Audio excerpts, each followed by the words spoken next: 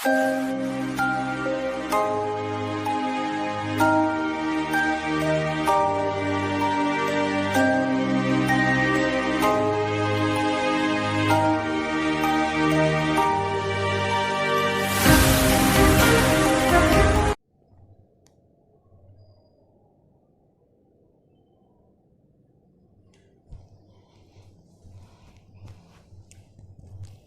है आप सभी का आज की कक्षा में। मैं विजय लक्ष्मी। कक्षा 10वीं में सामाजिक विज्ञान में हमारा पूर्व में जो प्रकरण चल रहा है वह है केंद्र सरकार। केंद्र सरकार के अंतर्गत हमने संघीय व्यवस्थापिका, कार्यपालिका, इन दोनों के बारे में विस्तार से अध्ययन कर लिया था। आज हम इसी श्रृंखला में आगे न्यायपालिका के बारे में अध्ययन करेंगे। तो न्यायपालिका, जैसा कि आप जानते हैं कि भारत में एकीकृत न्याय व्यवस्था को अपनाया गया है। एकीकृत से हमारा यहाँ तात्पर्य हो गया कि भारत में ऊपर से लेकर नीचे तक एक ही प्रकार की न्याय व्यवस्था पाई जाती है और सर्वोच्च न्यायालय हमेशा एक ही होता है। इसको हम इस पिरामिड के द्वारा भी समझ सकते हैं। जैसे देखो, भारत में सर्वोच्च स्तर पर हमेशा केवल सुप्रीम कोर्ट होता है, जिसे हम उच्चतम न्यायालय कहते हैं। उच्चतम न्यायालय के निचले स्तर पर हाई कोर्ट, जिसे हम उच्च न्यायालय कहते हैं। फिर इसके नीचे डिस्ट्रिक्ट कोर्ट और इसके नीचे आगे जो भी होता है छोटे न्यायालय होते हैं। तो ये हमारी क्या हो गई, एकीकृत न्याय व्यवस्था हो गई, जिसमें सर्वोच्च न्यायालय पूरे भारत का एक होता है। उच्च न्यायालय होते हैं राज्य स्तरों पर, फिर जिला स्तरों पर भी होते हैं और नीचे तहसील स्तर पर भी होते हैं। तो ये हमारी एकीकृत न्याय व्यवस्था का स्वरूप भारत में अपनाया गया है, जो कि दुनिया की श्रेष्ठ न्याय व्यवस्थाओं में से एक माना जाता है। हमारे संविधान में देखें तो संविधान के भाग 5 में न्यायपालिका का उल्लेख मिलता है और यह अनुच्छेद 124 से 147 तक वर्णित किया गया है। इसके अंतर्गत हम अब न्यायपालिका के गठन के बारे में सबसे पहले चर्चा कर लेते हैं। तो गठन में हमारी सबसे पहले आती है न्यायाधीशों की संख्या। तो न्यायाधीशों की जो संख्या है यह प्रारंभ में और वर्तमान में काफ़ी बदल गई है। जब प्रारंभिक अवस्था में संविधान बना था उस समय हमारे एक मुख्य न्यायाधीश और 6 अन्य न्यायाधीश करके 7 न्यायाधीशों की व्यवस्था की गई थी सुप्रीम कोर्ट में। लेकिन लगातार इनमें परिवर्तन होता रहा और वर्तमान जो संख्या है यह हमारी 2019 में जो संशोधित हुई थी उसके अनुसार 33 अन्य प्लस एक मुख्य न्यायाधीश के साथ 34 जो न्यायाधीश होते हैं ये सुप्रीम कोर्ट में होते हैं। ठीक है ना। फिर आते हैं हम न्यायाधीशों की योग्यताओं पर एक बार चर्चा कर लेते हैं। तो एक कॉमन योग्यता जो सभी में आवश्यक होती है वह होती है कि व्यक्ति भारत का नागरिक होना चाहिए, यानी कि भारतीय होना चाहिए। ठीक है। तो ये एक कॉमन नागरिकता योग्यता हो गई। इसके अलावा देखो, यहाँ न्यायाधीश के पद की बात हो रही है, किसी सामान्य पद की बात नहीं हो रही है। तो न्यायाधीश होने के साथ साथ व्यक्ति को कुछ योग्यताएं जुड़ जाती है। उनमें एक आती है हमारी कि भारतीय होना चाहिए। दूसरी जो योग्यता आएगी वो यह कि जो भी व्यक्ति उच्चतम न्यायालय में या न्यायाधीश के पद पर पहुंचने वाला है वह कम से कम उच्च न्यायालय के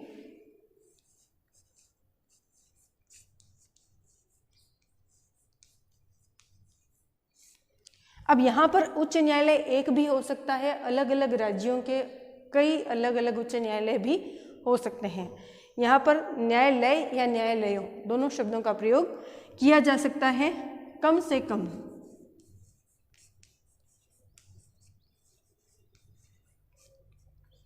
5 वर्ष तक न्यायाधीश के पद पर कार्य कर चुका हो, तब वह सुप्रीम कोर्ट में न्यायाधीश बन सकता है।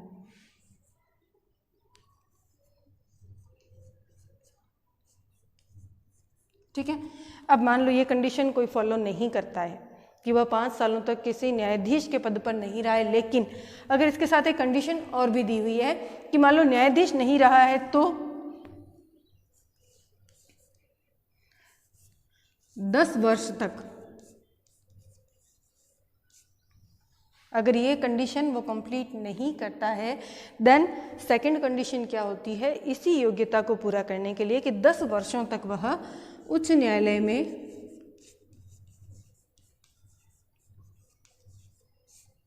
अधिवक्ता, अब कई बार क्या होता है ना, इन शब्दों को आप समझ नहीं पाते हैं। अधिवक्ता का मतलब होता है एडवोकेट, ठीक है।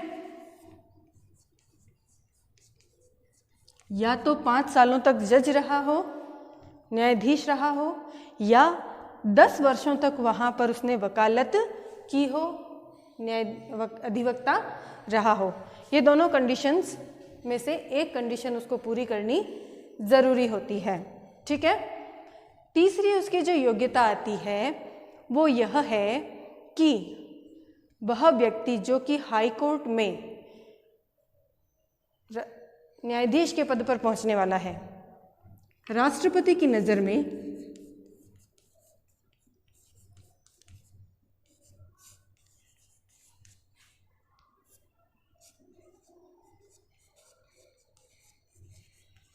कानून का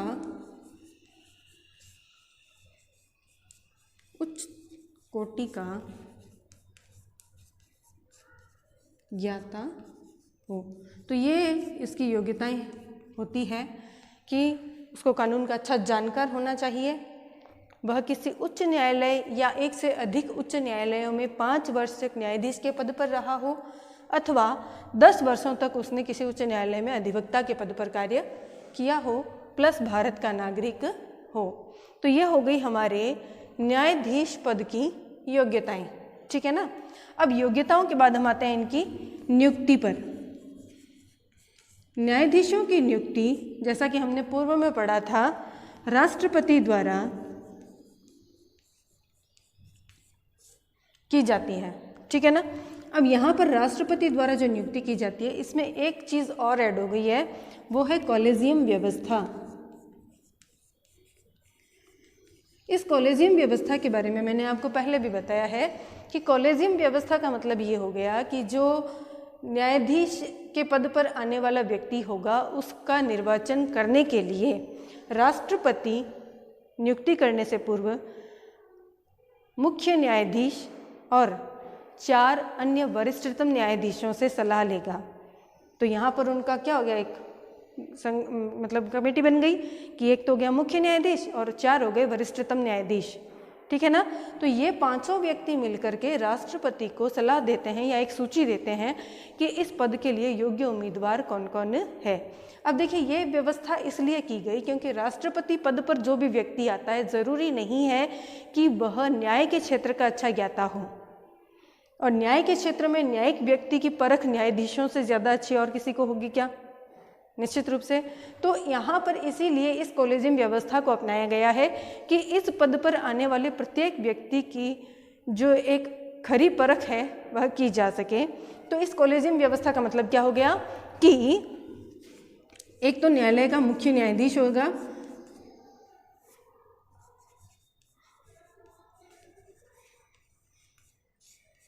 प्लस 4 वरिष्ठतम न्यायाधीश होंगे। ये 5 मिलकर के यहाँ पर राष्ट्रपति को सलाह देंगे या एक सूची देंगे नामों की, जिनमें से राष्ट्रपति इस पद पर व्यक्ति का चुनाव करेगा। तो ये हमारे नियुक्ति के संबंध में राष्ट्रपति द्वारा न्यायाधीशों की नियुक्ति की जाती है कॉलेजियम व्यवस्था के द्वारा, ठीक है ना। अब हम आते हैं कि अब देखिए, न्यायाधीशों की नियुक्ति हो गई, न्यायाधीशों का पद राष्ट्रपति द्वारा नियुक्त किया जा रहा है, तो क्या यह निरंकुश थोड़ी है? नहीं, इनके ऊपर भी अंकुश लगाया जा सकता है। तो इनके ऊपर भी अंकुश लगाने के लिए या इनके पद पर प्रतिबंध लगाने के लिए जो व्यवस्था है या इनको हटाने की जो प्रक्रिया है, उसे हम कहते हैं महाभियोग। महाभियोग का मतलब हो गया हटाने की प्रक्रिया। तो इस हटाने की प्रक्रिया को कैसे अपनाया जाता है, इसके बारे में थोड़ा सा देख लेते हैं कि न्यायाधीशों को हटाने की प्रक्रिया का नाम है महाभियोग। इस महाभियोग के बारे में हमने राष्ट्रपति जब पढ़ा था तब भी पढ़ा था, है ना, कि भाई महाभियोग कब लाया जा सकता है। पहली कंडीशन तो ये बताइए, महाभियोग कब लाएंगे हम?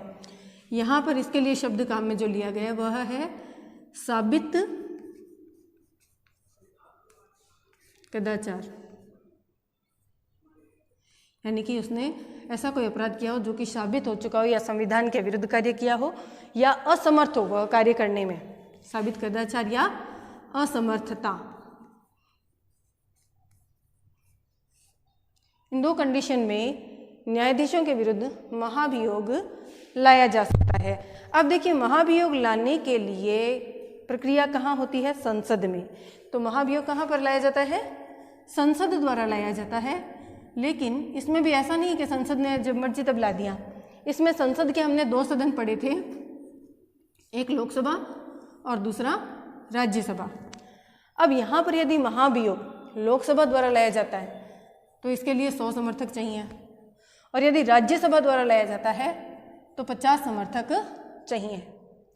अब ये महाभियोग प्रक्रिया के लिए पहली बात आ गई कि इतने इतने सदस्यों की स्वीकृति आवश्यक है। अब ये स्वीकृति मिल गई और महाभियोग मान लो किसी के विरुद्ध लाया गया, तब क्या होगा कि उस अभियोग की जांच के लिए कमेटी गठित की जाती है, ठीक है ना।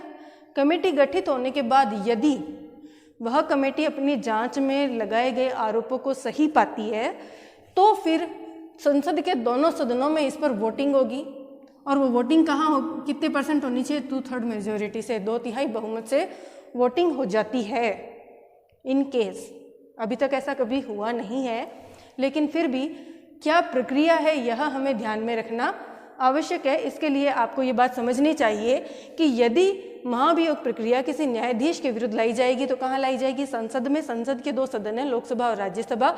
यदि लोकसभा में लाते हैं तो उसके लिए 100 व्यक्तियों की सहमति चाहिए, और राज्यसभा यदि लाती है तो 50 की चाहिए। अब यह प्रस्ताव लाया गया, उसके बाद उसकी जांच होगी।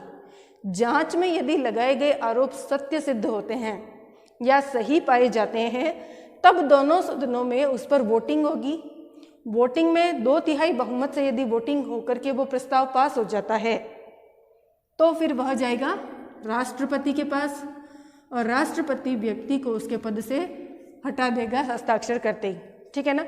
तो यह एक प्रक्रिया है जिसके द्वारा उच्चतम न्यायालय के न्यायाधीशों को भी उनके पद से हटाया जा सकता है, ठीक है ना।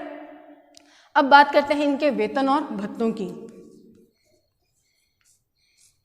वेतन और भत्तों को संसद बढ़ा तो सकती है, कभी भी कम नहीं कर सकती। ये एक महत्वपूर्ण बात है जो हमें ध्यान में रखनी चाहिए, ठीक है ना। इनके वेतन और भत्ते कब कम किए जा सकते हैं? केवल आर्टिकल 360 यदि लग जाए तो ही इनके वेतन और भत्ते कम होंगे। अदरवाइज संसद को केवल इनके वेतन और भत्तों में बढ़ोतरी करने का अधिकार है, कमी करने का अधिकार नहीं है, ठीक है ना। तो वर्तमान में हमारा जो मुख्य न्यायाधीश है, इनका वेतन है 2,80,000 रुपये मासिक। अब आप कहोगे किताबों में तो 1 लाख दिया हुआ है, तो वो पुराना है, इसमें वर्तमान में परिवर्तन हो चुका है। यह हमारा करंट अपडेट है, हम इसे याद करेंगे। और अन्य न्यायाधीशों का 2,50,000, ठीक है ना। तो यह हमारे मुख्य न्यायालय, उच्चतम न्यायालय के मुख्य न्यायाधीश का और अन्य न्यायाधीशों का वेतन होता है। इनका वेतन अधिक इसलिए होता है ताकि ये अपने पद की गरिमा को बनाए रखें। यदि इनका वेतन बहुत कम होगा तो क्या होगा? ये किसी प्रलोभन में आ सकते हैं, इसीलिए इनके पदों का वेतन इनके पद की गरिमा के अनुरूप रखा जाता है। तो मुख्य न्यायाधीश का होता है 2,80,000 मासिक और अन्य न्यायाधीशों का होता है 2,50,000 रुपये मासिक। इसके अलावा इनको रहने के लिए मतलब घर, बिजली और या आपके मोबाइल, परिवहन आदि सारे भत्ते भी इनको मिलते हैं। इसके बाद आती है कि देखिए, मुख्य न्यायाधीशों को अपने द्वारा दिए गए निर्णयों पर आलोचना से उन्मुक्ति प्रदान की गई है। यहाँ पर इसको उन्मुक्तियाँ करके पॉइंट में दिया गया है। इसका मतलब ये हो गया कि न्यायालय के न्यायाधीशों द्वारा जो निर्णय दिए जाते हैं वो संविधान के अनुसार दिए जाते हैं, है ना। संविधान और हमारे मौलिक अधिकारों आदि को ध्यान में रख करके उनके अनुसार जो न्यायाधीश निर्णय करता है, वो निर्णय देने के बाद में उनको उनके निर्णयों पर आलोचना से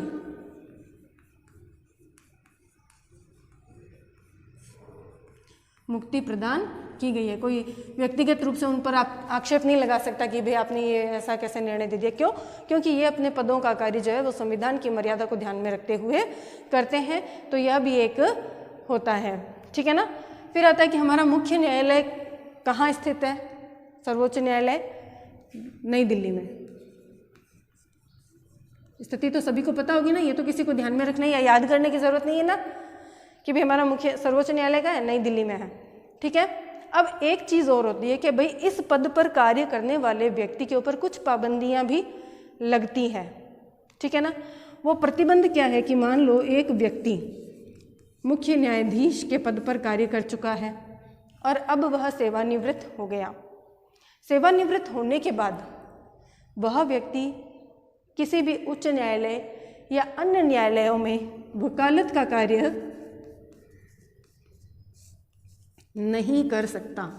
यह उनके पद की गरिमा के विरुद्ध होता है, इसलिए इस प्रकार का प्रतिबंध उन पर लगाया गया है कि कोई भी सर्वोच्च न्यायालय के न्यायाधीश के पद पर कार्य करने वाला व्यक्ति अपने रिटायरमेंट के बाद में अन्य न्यायालयों में वकालत के लिए कार्य नहीं कर सकता। इनके लिए कुछ एक पद होते हैं जिन पर इनकी नियुक्तियां होती है, वो हमारे अलग से आगे आएंगे तब मैं आपको समझा देंगे। अब हम आते हैं कि देखो ये अभी तक हमने क्या पढ़ा, न्यायपालिका का गठन के पश्चात हम आते हैं मुख्य न्यायपालिका है, इसके कार्य और शक्तियों पर चर्चा कर लेते हैं। हमारे देश में एकीकृत न्याय व्यवस्था अपनाई गई है, तो निश्चित रूप से इसके कार्य भी एकीकृत ही होंगे। तो इन्हीं के अनुसार हमारे न्यायालय का जो क्षेत्राधिकार है, इसको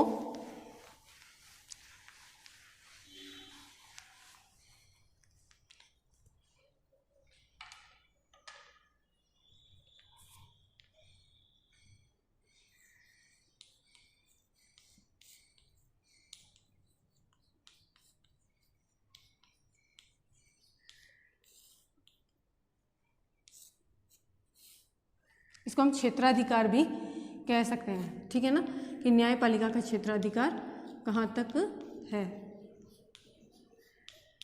एक ही बात है, चाहे आप इसको क्षेत्राधिकार कहकर पढ़ लो, शक्तियाँ कहकर पढ़ लो या इसके प्रमुख कार्य कहकर पढ़ लो। तो न्यायपालिका के कार्यों में हम इसके कार्यों को सर्वप्रथम इसके प्रारंभिक क्षेत्राधिकार से देखते हैं कि पहला काम क्या होता है।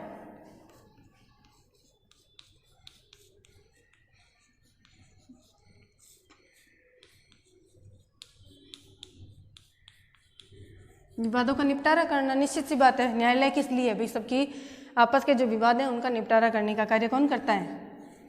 न्यायालय करता है ना। तो यहाँ पर हम बात कर रहे हैं सर्वोच्च न्यायालय की। सर्वोच्च न्यायालय जो है इसका प्रारंभिक क्षेत्राधिकार है, इसको हमने दो भागों में बांटा है। एक तो है एकमेव क्षेत्राधिकार, यानी कि केवल जिन विषयों पर केवल सर्वोच्च न्यायालय ही सुनवाई कर सकता है, उन विषयों को हम किस में रखेंगे? एकमेव क्षेत्राधिकार में, ठीक है ना। क्या मतलब हुआ इसका?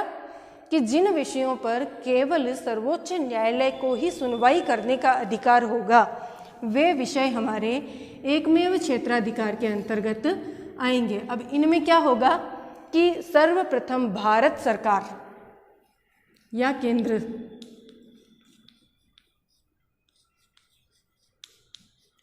का विवाद हो जाए किसी अन्य राज्य से, हम इसको वर्सेस पढ़ लेते हैं क्योंकि विवाद होगा तो उसमें दो पक्ष होंगे, ठीक है ना। इसको ज़्यादा डिटेल में लंबी लाइन ना बना करके, भारत सरकार का किसी राज्य या अन्य राज्यों से, एक या एक से अधिक राज्य भी हो सकते हैं, ठीक है ना, विवाद हो जाए तो उसकी सुनवाई कहाँ होगी? केवल सर्वोच्च न्यायालय में होगी। दूसरी कंडीशन कि भारत सरकार का किसी संघ शासित या केंद्र शासित राज्य से और अन्य राज्य भी है, मतलब दोनों इंक्लूड है। एक तो हो गए राज्य या एक से अधिक राज्य, एक हो गया संघ शासित राज्य और अन्य राज्य, इनके साथ भारत सरकार का कोई विवाद हो जाए। थर्ड कंडीशन क्या होगी हमारी कि एक से अधिक राज्यों का आपस में, ठीक है ना, विवाद हो गया। जैसे मान लो राजस्थान का हरियाणा से विवाद हो गया या राजस्थान का गुजरात से विवाद हो गया, तो इस प्रकार के जो मामले होंगे जहाँ पर एक से अधिक राज्य आपस में विवाद की स्थिति में हैं, तो उनकी सुनवाई कहाँ होगी? सुप्रीम कोर्ट में। रीज़न ये है कि अगर एक पक्ष का मतलब हाई कोर्ट काम में आता है न्यायालय के सुनवाई के लिए, तो दूसरा पक्ष क्या सोचेगा कि भाई इस राज्य का है तो यहाँ के फेवर में मामला जा सकता है, तो दोनों के लिए निष्पक्ष न्याय की प्राप्ति करनी है। इसीलिए यहाँ पर इस प्रकार के जो विवाद होते हैं इनकी सुनवाई केवल सर्वोच्च न्यायालय में की जाती है। दूसरा आता है समवर्ती क्षेत्राधिकार।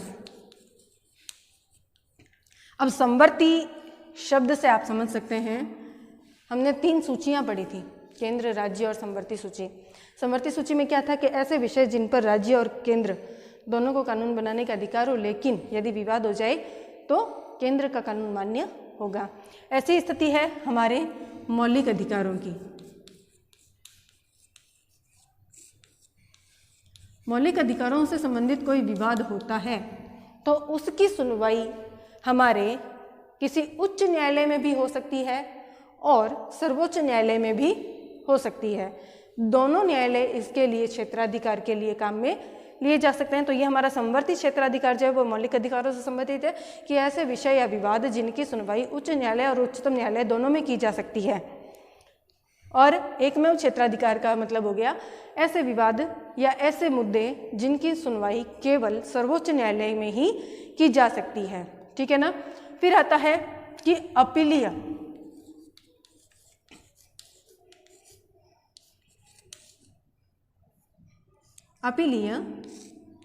क्षेत्राधिकार। अपीलीय क्षेत्राधिकार का मतलब हो गया कि भारत में, जैसे मैंने आपको स्टार्टिंग में बताया कि एकीकृत कानून व्यवस्था अपनाई गई है। यदि किसी भी न्यायालय द्वारा दिए गए निर्णय पर दोनों में से किसी भी पक्ष को आपत्ति हो तो वह उसके विरुद्ध अपील कहाँ करेगा? उससे उच्च कैटेगरी के न्यायालय में। तो यहाँ पर हमारा सर्वोच्च कैटेगरी का जो न्यायालय है वो कौन सा है? हाँ, सुप्रीम कोर्ट है। तो सुप्रीम कोर्ट हमारा सर्वोच्च अपीलीय क्षेत्राधिकारी अपीलीय न्यायालय होता है। यह हमारे संविधान के अनुच्छेद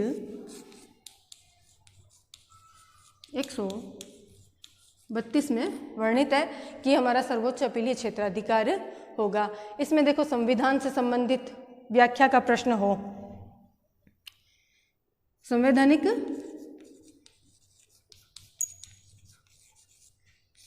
व्याख्या हो किसी विषय में, तो यहाँ पर हम आएंगे सर्वोच्च न्यायालय में।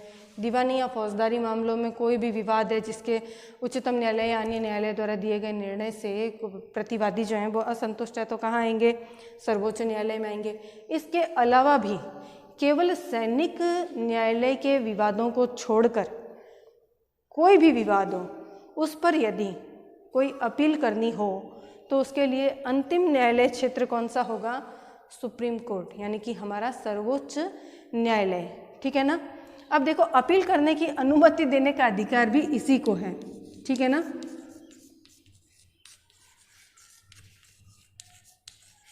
ये भी सर्वोच्च न्यायालय द्वारा ही दी जाती है, ठीक है ना। कि अपील करने की अनुमति देने की जो आज्ञा कौन देता है कि हम इसके खिलाफ आगे जा रहे हैं मुकदमा लेकर के, तो ये भी हमारा सर्वोच्च न्यायालय देता है। इसका आर्टिकल हमारा 136, ठीक है ना। अब आते हैं हम कि हमने जब राष्ट्रपति पढ़ा था तब एक चीज़ पढ़ी थी कि राष्ट्रपति यदि उचित समझे या आवश्यक समझे तो वह न्यायालय से किसी विषय पर उसकी सलाह मांग सकता है। इसी में हमने आगे पढ़ा था कि न्यायालय इस किसी विषय पर अपनी सलाह दे अथवा ना दे, इसके लिए न्यायालय क्या है? स्वतंत्र है, लेकिन दे तो सकता है ना, कंडीशन तो है कि वो दे सकता है, नहीं दे तो अगले की मर्जी। तो यहाँ पर न्यायालय द्वारा परामर्श देने का जो क्षेत्राधिकार है वह भी इसके अधिकारों के अंतर्गत आएगा कि संसद या राष्ट्रपति द्वारा यदि आवश्यक समझा जाए किसी विषय पर कि न्यायालय इस विवाद का निपटारा करने में अपनी सलाह दे सकती है या उसकी सलाह से यह विवाद जो है वो जल्दी निपटाया जा सकता है, तो ऐसी स्थिति में न्यायालय द्वारा परामर्श मांगा जा सकता है। तो परामर्श संबंधी जो इसका क्षेत्राधिकार है वह भी इसके कार्यों के अंतर्गत आता है और इसका आर्टिकल है 143।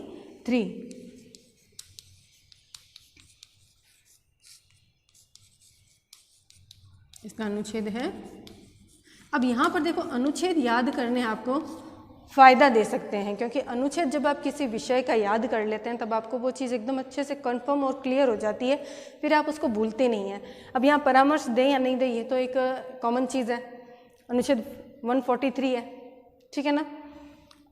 इसको याद रखने के लिए आप ऐसा मतलब एक वाकया याद रख सकते हो कि जब राम मंदिर बनने से पूर्व की बात बता रही हूँ आपको, काफ़ी सालों पहले की है, कि एक बार जब विवाद ये चल रहा था कि राम जन्मभूमि जो है वो उसका किस प्रकार से किया जाए, विवाद का निवारण, तो राष्ट्रपति महोदय ने न्यायालय से इस विषय पर उसकी सलाह मांगी थी। और उस समय माहौल ऐसा था कि निर्णय देते ही सांप्रदायिक स्थिति जो थी वो बिगड़ सकती थी।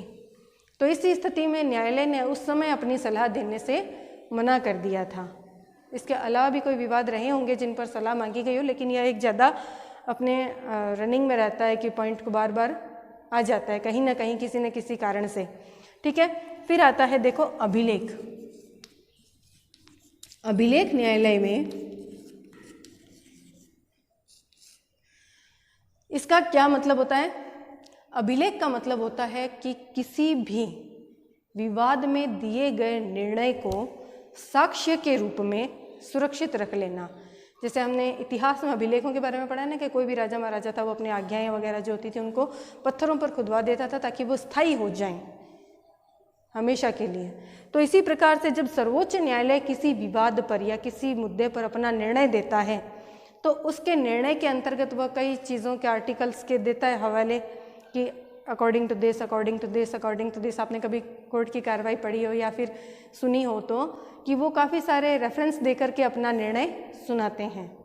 तो इस प्रकार के जो विवादित विषयों पर निर्णय दिए जाते हैं उन निर्णयों को भी हम एक साक्ष्य के रूप में मान सकते हैं कि यदि उससे मिलता जुलता कोई अन्य विवाद आता है, जैसे मान लो सर्वोच्च न्यायालय किसी विवाद पर निर्णय दे दिया और उसी विवाद से मिलता जुलता या उसी से संबंधित मुद्दे से संबंधित कोई विवाद किसी उच्च न्यायालय में आता है, तो उच्च न्यायालय का न्यायाधीश अपने निर्णय को देते समय रेफरेंस लगा सकता है किसी भी सर्वोच्च न्यायालय द्वारा दिए गए विवाद के निर्णय का, कि उस समय उस विवाद में इस प्रकार की स्थिति थी और इस प्रकार का निर्णय दिया गया, तो हम उसका अनुसरण करते हुए इस विवाद में भी इस प्रकार का ये निर्णय देते हैं, ठीक है ना।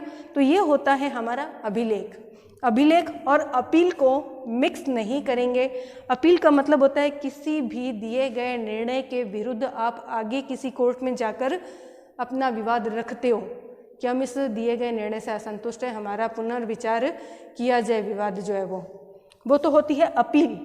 और अभिलेख होता है कि निर्णय दे दिया, उसको साक्ष्य के रूप में हमने अपनाया है कि अकॉर्डिंग टू दिस हम इस मामले में भी उस प्रकार के विवाद को देखते हुए सिमिलरिटी के तहत ये निर्णय सुनाते हैं, ठीक है ना। तो यहाँ पर अभिलेख और अपील दोनों को मिक्स नहीं करेंगे। एक एक या दो दो नंबर के प्रश्नों में कई बार ये पूछे जाते हैं, तो इसलिए इनको अच्छे से डिफरेंस करके ध्यान से याद करना है, ठीक है ना। अभिलेख का आर्टिकल है 129। ओके, फिर आती हैं हमारे मौलिक अधिकारों से मतलब संबंधित इसका अधिकार। हमारे मूल अधिकारों का रक्षक कौन है? न्यायालय ही तो है। इसके लिए करता क्या है? 6 प्रकार की रिट जारी करता है। अधिकार, प्रच्छा, परमादेश, है ना। छठा जो हमारा मौलिक अधिकार है उसके अंतर्गत हम पढ़ते हैं ना 6 रिटें, वो 6 रिट कौन लगाता है? हमारा सर्वोच्च न्यायालय। तो इस प्रकार से यह हमारे मूल अधिकारों का रक्षक भी होता है। अब सर्व प्रमुख जो न्यायालय का कार्य है वह है हमारा न्यायिक पुनरावलोकन।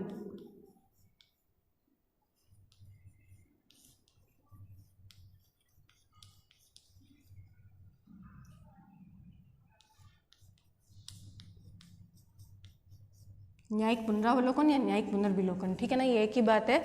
इसका मतलब ये हो गया कि यदि संसद कोई कानून बनाती है, संसद के द्वारा बनाए गए किसी भी कानून की संवैधानिक जांच करने का अधिकार न्यायालय के पास सुरक्षित रखा गया है। न्यायालय संसद द्वारा बनाए गए किसी भी कानून को जांच कर सकती है। यदि वह ये पाती है कि बनाया गया कानून संविधान के विरुद्ध है, तो वह उसको अवैध भी घोषित कर सकती है, ठीक है ना। तो न्यायिक पुनरावलोकन का मतलब क्या हो गया कि संसद या राज्य की विधानसभाओं द्वारा दिए गए या बनाए गए कानूनों की जांच करने का अधिकार हमारे सर्वोच्च न्यायालय को होता है। और सर्वोच्च न्यायालय यदि अपनी जांच में यह पाए कि बनाया गया कानून संविधान के विरुद्ध है या इसकी स्थिति जो है वो संविधान के अनुसार नहीं है, तब वह उस कानून को अवैध घोषित कर सकती है। तो यह है हमारी संविधान के अंतर्गत न्यायालय को दी गई न्यायिक पुनर्विलोकन की शक्ति। एक बार हम शॉर्टली इसको दोहरा लेते हैं कि हमने न्यायालय के अंतर्गत पढ़ा कि न्यायालय में जो न्यायपालिका है इसका भारतीय संविधान के भाग 5 और अनुच्छेद 124 से 147 तक वर्णन किया गया है। भारत में एकीकृत न्याय व्यवस्था को अपनाया गया है। इसके अंतर्गत गठन में हमने पढ़ा कि भारत में जो सर्वोच्च न्यायालय होता है इसके न्यायाधीशों की संख्या 33+1 करंट में अभी है। नियुक्ति राष्ट्रपति द्वारा कॉलेजियम व्यवस्था से की जाती है। योग्यताओं के संदर्भ में हमने पढ़ा कि भारत का नागरिक हो, 10 वर्षों तक किसी उच्च न्यायालय का अधिवक्ता या 5 वर्षों तक न्यायाधीश रहा हो। इसके अलावा राष्ट्रपति की दृष्टि में कानून का उच्च कोटि का ज्ञाता हो। फिर हमने देखा था कि उसके ऊपर लगने वाली महाभियोग प्रक्रिया देखी, फिर उसको अपने द्वारा दिए गए निर्णयों पर जो अनुमतियाँ दी गई थी वो देखी। वेतन भत्ते हमने देखे। वेतन भत्तों को मैंने आपको बताया है कि वर्तमान में जो वेतन चल रहा है वो है मुख्य न्यायाधीश का 2,80,000 और अन्य न्यायाधीशों का 2,50,000। इसके बाद हमने देखा कि न्यायाधीशों पर कुछ प्रतिबंध भी लगे होते हैं। यदि वो अपने पद से सेवा मुक्त हो जाते हैं उसके बाद वह किसी अन्य न्यायालय में वकालत का काम नहीं कर सकते हैं, क्योंकि वह उनकी पद की गरिमा के अंतर्गत नहीं आता है, ठीक है ना। फिर हमने इसके क्षेत्राधिकार या कार्य एवं शक्तियों के बारे में देखा। तो इसके क्षेत्राधिकार को, प्रारंभिक क्षेत्राधिकार को 2 भागों में बांटा, एकमेव और समवर्ती। एकमेव क्षेत्राधिकार में केवल वे ही विषय आएंगे जिनकी सुनवाई केवल और केवल सुप्रीम कोर्ट में हो सकती है। वो 3 तरह के विवाद थे: भारत सरकार वर्सेज राज्य या एक से अधिक राज्य, भारत सरकार वर्सेज संघ या केंद्र शासित राज्य और अन्य राज्य, और किसी भी 2 या 2 से अधिक राज्यों के मध्य विवाद। तो इस प्रकार के जो विवाद होते हैं उनकी सुनवाई केवल सुप्रीम कोर्ट में की जाती है। समवर्ती का मतलब हो गया कि उच्च न्यायालय में भी की जा सकती है और सर्वोच्च न्यायालय में भी की जा सकती है। तो संविधान के मौलिक अधिकारों से संबंधित कोई प्रश्न होता है तो उसकी सुनवाई आप उच्च न्यायालय और सर्वोच्च न्यायालय दोनों में कर सकते हैं। फिर आता है हमारा अपीलीय क्षेत्राधिकार। तो हमारा सर्वोच्च अपीलीय क्षेत्राधिकार सुप्रीम कोर्ट होता है, आर्टिकल 132 के अकॉर्डिंग था।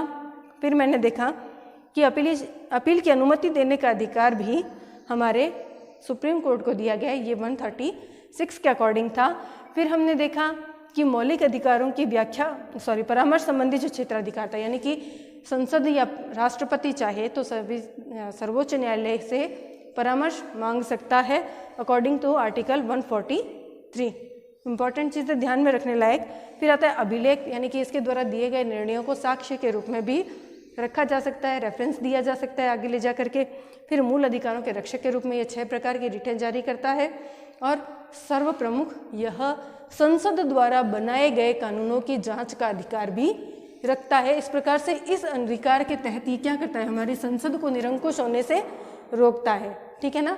ये हमारी न्यायपालिका के साथ ही हमारी जो केंद्र सरकार थी, इसका टॉपिक आज कंप्लीट होता है। इसके पूरे वीडियोस को आप एक बार एक साथ देख करके इसके क्वेश्चन आंसर को अटेम्प्ट करेंगे, और यदि कहीं कोई दिक्कत आती है तो वापस से कमेंट बॉक्स में या फिर अपने व्हाट्सएप ग्रुप पे क्वेश्चन करके पूछ सकते हैं। इस पूरे लेसन को आपको रीड करना है एक साथ, ताकि कहीं कोई दिक्कत होती है तो आप पूछ सकें। रीज़न ये है कि ये लेसन हमारा बहुत ज़्यादा नंबर का है, इसमें से 100% बोर्ड एग्ज़ाम में आपका 7 से 8 नंबर का क्वेश्चन एक आ जाता है।